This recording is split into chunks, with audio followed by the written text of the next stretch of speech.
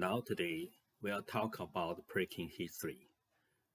It is my hope that this lecture will provide a comprehensive overview of our current understanding of the pre-Qin history and catch the most discussion currently within the discipline. This lecture is going to be cover Asia China from 2000 BC to 100 BC, and it was called pre-Qin history period. In China, when we talk about before 2000 BC, it was always belonged to the field of archaeological research, not the research scope of our pre-Qin history. In other words, is related to the study of the origin Chinese civilization before 2000 BC. So let's start by looking at the dynastic period of Asia China. I've given you a pie chart here to see how much time each of them took up in this 2000 years period. So starting with the Xia dynasty, their rough dates 2000 BC roughly to 1700 BC may have been earlier, but let's just say 400 years. The Xia is more of the legendary dynasty. There are actually no physical evidence, there's no archaeological or historical evidence in writing from that period. So far, we are still not completely sure of the real existence of the Xia dynasty. We must determine for point before we can affirm the existence of an Asian dynasty. There are characters, bronze vessels, cities, and last one is tombs. The Shang dynasty possesses the above for main point. Therefore, we can only study Chinese history from the Shang dynasty. However, we cannot completely deny the existence of the Xia dynasty.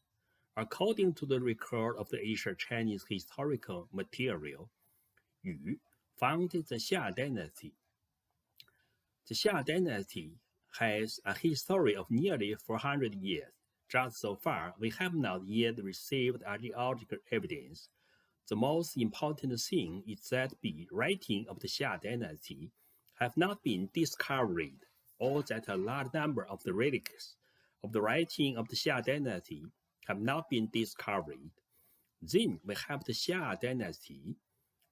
Then we have the Shang dynasty, which started around 1600 BC and last until 1050 BC. So a total of 550 years. So there's a pretty big chunk, 25% of this time period. And then followed by the Zhou dynasty, starting in 1050 BC, going to be around 250 BC. There's a total of 800 years. There's the longest dynasty in the history of the old China. So 36% of this time period is taken up by the Zhou dynasty. Then we have the very short-lived Qin dynasty, which was founded in 221 BC and then lasted until 206 BC. So only 50 years, which is 1% of this time period. Although it has only existed for a short time, but it had an enormous influence on Chinese history. As you know, some dynastics lasted only a decade or two, and achieving it with scarcely many mention. Others, though short-lived, changing the whole course of Chinese history. Such a dynasty was the Qin, 221 BC to 206 BC. Because the China political system and government system and army system and all territories and writing and so on, everyone made of Qin. Maybe you can say everything made in China in the world. But in China, we know almost everything's made in Qin, so we have to say that Qin is the most important dynastic in Asia China. Then Finally, the Han Dynasty, which took over after the Qin fell in 202 BC and lasted until 220 AD, saw a total of 442 years. There was a little interregnum period in the middle, but let's see a total of 442 years, so 20% of this time period taken up by the Han. So starting with the Xia dynasty, as I said, this is more than mystical dynasty. As far as we know, so this is more of legendary period, and it is the period when the sage king, so starting with Yao, who then gave the throne to the Shun, even though they were not related. Ancient Chinese scholars have been obsessed by the country's past almost the same it had one. Like other societies, the ancient Chinese subscribed to the idea that the land had once housed in primordial perfection, a prehistoric Eden.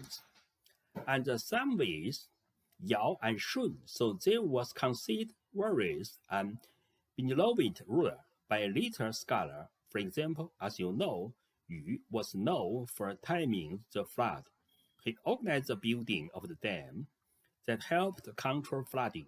So each of those Asian sage kings is known for making special contribution to the rise of civilization in early China. Now, we have the Shang dynasty, which began around 1600 BC, and here we start to see physical map of the dynasty, because we know that the dynasty occupied this area in the middle of the Yellow River village in the northern China. That its power was central in the city of Anyang. Its power existed almost down to the Yangtze River in the south. The Shang dynasty was the first dynasty period. In ancient time, first of all, we began with the transition from the Bronze Age to Iron Age, which happened over this time period. As we know, the Shang king have a lot of bronze vessels in this time, so the bronze vessel becomes key artifact for understanding this period in the ancient Chinese civilization. They were used for ritual ceremony and sacrifice by the kings. The bronze vessel of the Erlitou village is the earliest bronze vessel found in China by now. It belonged to the early Shang dynasty period. It was unearthed by the archaeological teams in 1959. The land was related in Erlitou village, Yanshi City, Henan province in China. Some Chinese archaeologists even mildly argue that this is a bronze vessel from the late Xia dynasty. Of course, the purpose is only to prove the real existence of Xia dynasty, because the Chinese have been taking a great interest in their history, and for longer than any other civilization in the world. As we know, the Xia end and then the Shang start. This is normal historian process. But the other scholar told us that the Xia and Yin existed together. In fact, they want to say late Xia is early Shang, and then the early Shang's bronze vessel becomes Xia bronze vessel immediately. So I'm sure you understand what the goal is. We also have earthbones which were actually founded in the early 20th centuries, and they were discovered to be archive of the Shang dynasty history. But the original intention was to communicate with the ancestors of the king and queens. They were used by maybe shamans or priests to ask a question that they would then find answer to by cracking their bones. They write the question and answers on the earthbone. Over time, about 80,000 pieces of this bone has appeared.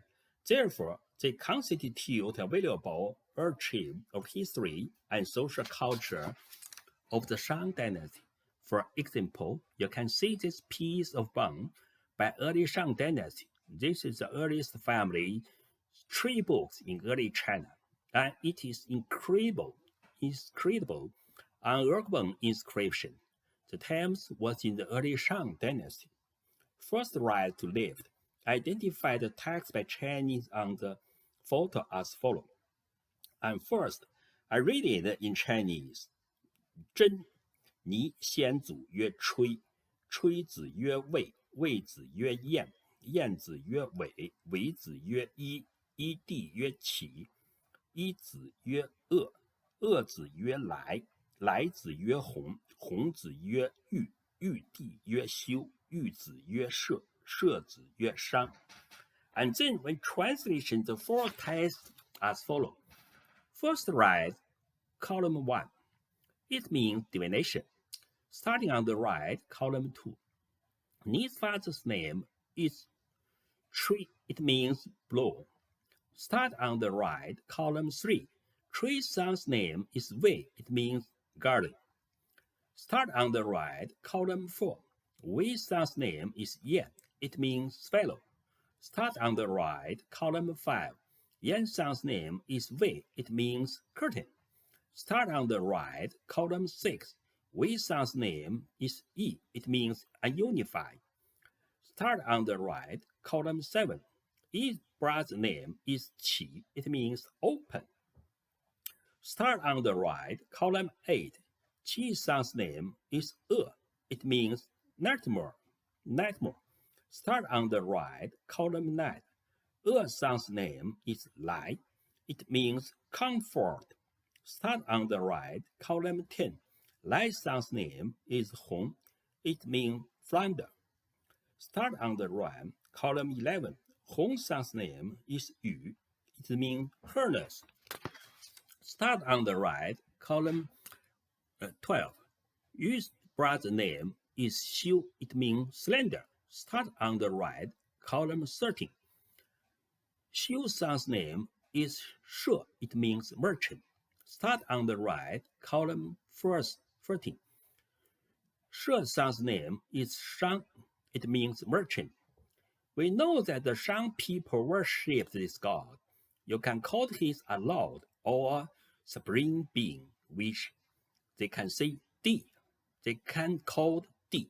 So that terms come up later in Chinese history as well. In the earlier 20th century, in the 1920s and 30s, a team of the archaeologists in China leads the excavation of the Shang royal tombs in the capital of Anyang. They were about to find several of those tombs as you see in the image. They have a cross-like shape because they were four ramps from the four cardinal direction which ran down into the tomb's chamber. Most of these tombs had already been looted, as you know, maybe ages ago planted by the robbers. But they did find one tomb completely intact. So this was a major find of the past century. This was the tomb of the leader Fu Hao, who was the consort to one of the Shang kings named Wu Ding. She was apparently a military leader in her own right. They found many weapons in her tomb's chamber.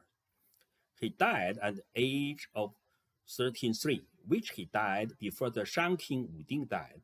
And obviously, she lavished a great deal of care on her. As you can see from the thousands of artifacts that they found in this royal tomb, thousands of precious items, such as the ones that you see here, were found in this royal tomb. So this is another very rich source of Shang dynasty's culture and identity. The Zhou dynasty organized in her rule in visiting China along the Wei River, which is a tributary running into the Yellow River, or Huanghe, which is China major in the north. And the Yellow River snakes up to the north and then head kind of straight down, and then out north eastward into the ocean. And the rift joined the Yellow River near where the city of Xi'an is today. That was the Asia territory of the people who founded the Zhou dynasty. The Zhou dynasty founding in associate with three men.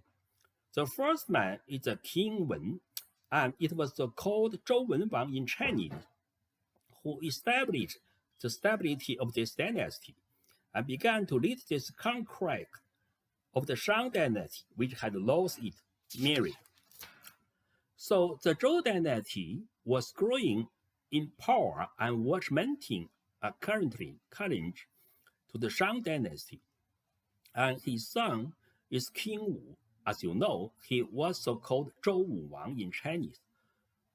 Wenwang means the culture king, and Wuwang means the martial king. In fact, the martial king actually led the attacks against the Shang dynasty and defeated them, thereby established a new dynasty led by this man. The bronze vessel that we are showing the name of this bronze vessel in Gui food container made for Li, is inscription inscribed on the bottom of the inside. It contained record the historical of King Wu's victory over the Shang dynasty. It was excavated in the Lintong town, Linkou County, Shanxi province in March 1976 in China. Gui, a utensil used to contain food in ancient times, also served as an important ritual vessel when it was used together with Ding, and usually three-legged Asian Chinese cooking vessel. Li Gui is the earliest bronze vessel from within Zhou dynasty, about 1100 BC to 1701 BC, found in China so far. It provides a real historical record for us to study the history of the Shang and Zhou dynasty. And first, I read it in Chinese, and then the full text of this inscription is as follows: 武征商，为甲子昭，岁鼎克婚，素有伤。辛未，王在简师，赐有事立金，用作胆功，保尊仪。King Wu attacked Shang. It was the morning of the Jiazi day. Jupiter was in the correct position, leading the king. Now he would conquer, and soon he conquered the Shang. On the Xinwei day, the king was under Jian. In compliment, he created his Youshi Li medal, with which he makes this treasure ritual vessel for his established ancestor Dan Duke. And so-called Jiazi Day and Xinwei Day here are special calendar in ancient China. For example, all current calendar is every 7 days as a cycle, from Monday to Sunday. In ancient China, every 60 day was a cycle, from Jiazi Day to Guihai Day. The last one is King Wu's brother, the Duke of Zhou. It was called Zhou Gong in Chinese. Just as said, the Zhou dynasty founding is associated with 3 men. About here, kind of completely the task of creating this dynasty and stabilizing it and taking over the Yellow River Valleys region, which was the traditional economy heartland of the China at that time. The Duke of Zhou is associated with this concept of the middle of heaven. So the Zhou people worshipped a different kind of god. They called Tian, which can also mean sky or heaven. And they claimed that they had the mandate of the heaven to take over from the Shang dynasty. The Shang dynasty had lost that mandate. Its last king of the Shang dynasty were notorious for not taking care of their kingdom, for pursuing their own pleasure. So they had lost the mandate, and the Zhou dynasty had not gained the mandate of the heaven, as was established by winning this war against the Shang and then take over. The Zhou king becomes known as the son of heaven, or Tianzi. So that was the traditional term for the great kings, afterward the son of heaven. So the Zhou dynasty, because it is so long, 800 years, and it is conventionally divided into 3 periods.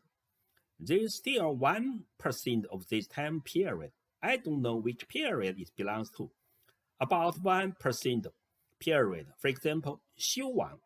We found this king's name on bronze vessel inscription, but in all historical books, we cannot find this name. Who is Xiu Wang? Which period belongs to him? So first, you have the earliest Zhou, period which lasts from 1050 BC to 722 BC. There are some different possibilities for this predecision, so that would be pretty big chunk of the Zhou dynasty. 41% of the earliest Zhou period. There is a kind of the ideal period, the golden age of the Zhou dynasty, when the Zhou kings still had power which they distribute through a feudal system by lord. You can see from the map to the above, the Xia occupying its green area again. This is a more legendary than the historical. And then the Shang occupying a large area, demarcated by the people zone, and Zhou occupying an even late area, the orange zone. So the dynastic are expanding their power and influence over region that we now know of as China. So after early Zhou period, you have the so-called discipline and autumn period, or Chunqiu in Chinese. And that period is named after a female history of that time period, and then lasts from 722 BC to 481 BC. So occupying about 30% of this time period. The stability of literacy and the rise of an educated class of the scholar and teacher. Then you have the emergence of the major school of thought which evidently from the identical foundation for government in China. Economy growth supports and the rise of the state's power, and then the rise of the famous feudal agriculture. The transition from the feudal agriculture to the professional bureaucracy over this time period, no technology and strategy of warfare, which then led to the rise of the growth of professional armies. And over this time period, you have Asian treasure and customer transitioning into systems tested a contract and legal system.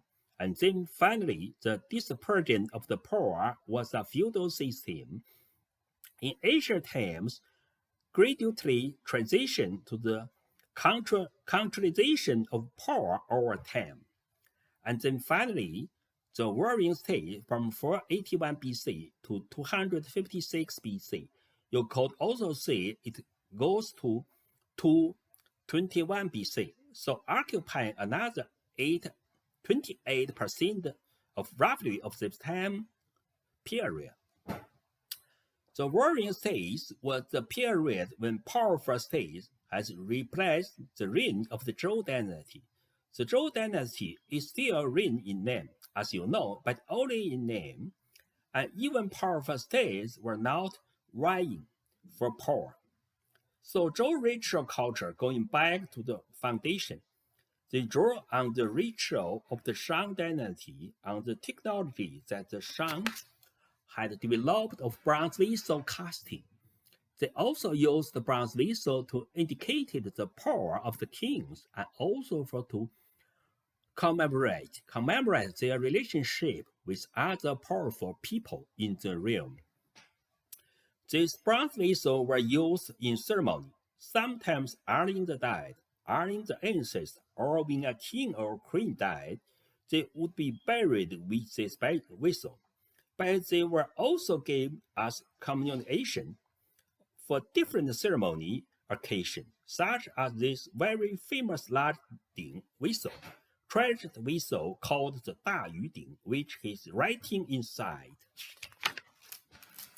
One of the major differences of the Zhou ritual culture to the Shang that possesses it is the Zhou dynasty actually lit writing inscription in the vessels themselves.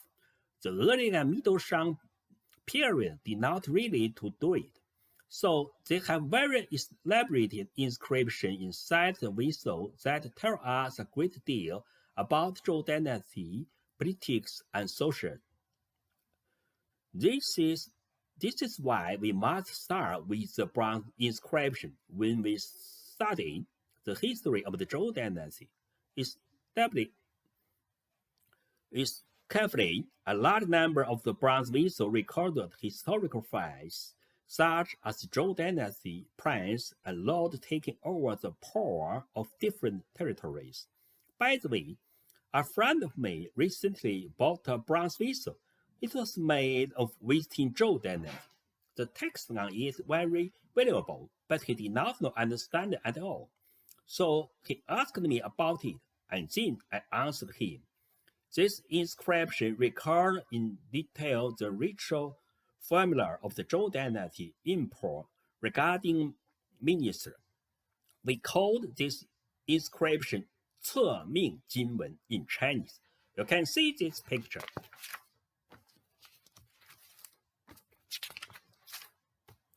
So the long and short, the message of the Da Yu Ding is several well, several king well, several the ring well, but don't drink too much.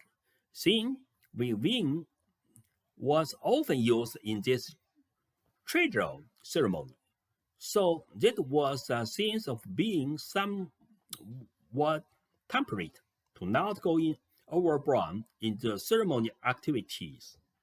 Here is another bronze wing vessel from the earliest or visiting Zhou, neglected to mention that this also the visiting Eastern Zhou is another way of the dividing of the Zhou dynasty in the 700 BC, that Zhou capital moved from the visiting region of the Luoyang, which is the further east.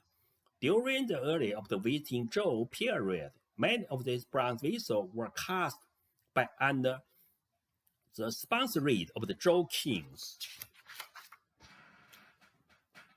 The Zhou king bequeathed their bronze vessel to the Lord, who they gave the responsibility to take over various territories in the realm. This action is essentially a prime of the imperial power. They were kind of the various of a contract, a contractual obligation between the Zhou king and their lord through bronze vessel. They gave them the territories, gave them the equipment and the people to run the territories, but they also were responsible for the helping the Zhou dynasty. Here is another bronze vessel that is quite famous called the Zhenghou Yi Bianzhong. As a part of this ritual culture of the Zhou dynasty, ceremony and music was very important part of the ritual. The Zhou kings and later the other ritual of the various territories were creating their vessel, which included drums and the bronze bell. They had chant and song that went along with the ritual ceremonies. Maybe the drums were also bronze drums. You can watch this video about Bianzhong playing on the YouTube. So now you can see the intercurrently of the bell.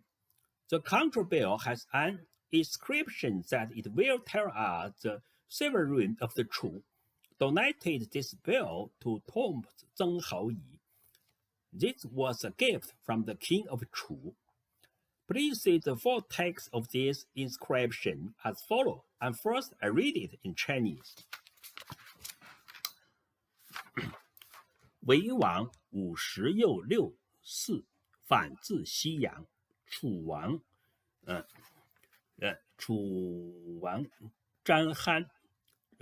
憨章作曾侯乙宗仪，奠之于西洋，其永时用享。This was in the 56 years of King Chu. After King Chu returned from the Xiyang city, the king ordered the production of this Zheng Houyi's family bronze vessel and held sacrificial activities in the Xi'an city, hoping that Zheng Houyi and his family will always enjoy the grace of the heaven. Now today I'm going to end my word today. If you have any question, please write to me. Thank you, everyone.